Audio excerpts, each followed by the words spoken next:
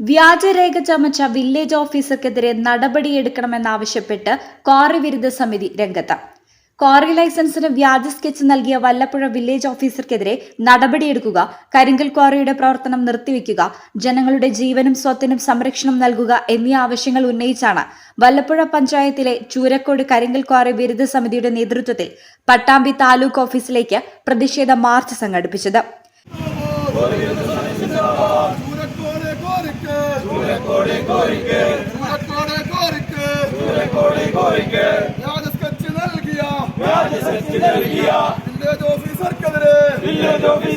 മനുഷ്യ താമസിക്കുന്ന ജനവാസ മേഖലയായ ചൂരക്കോട് പള്ളിപ്പടിയിൽ സുകുമാരൻ എന്ന് പറയുന്ന ആളുടെ പേരിൽ Ottapalam cooperative taluk cooperative society എന്ന പേരിൽ ഒരു സൊസൈറ്റിയുടെ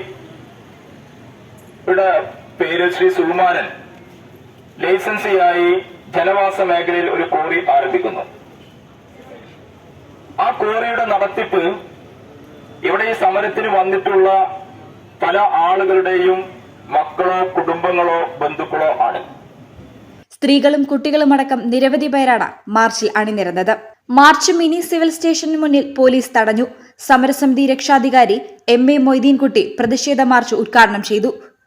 വല്ലപ്പുഴ ഗ്രാമപഞ്ചായത്ത് 11-ാം വാർഡ് മെമ്പർ സാലിമ സിദ്ദിഖ്, സമരസമിതി chairman Ashraf Chunkath, convener Abdulla, treasurer Muhammad എന്ന മണി, മുജീബ്, ഗഫൂർ കുന്നത്ത് തുടങ്ങിയവർ നേതൃത്വം നൽകി. News bureau, Pattambi. Al Salama high hospital road, Perinthalmanna.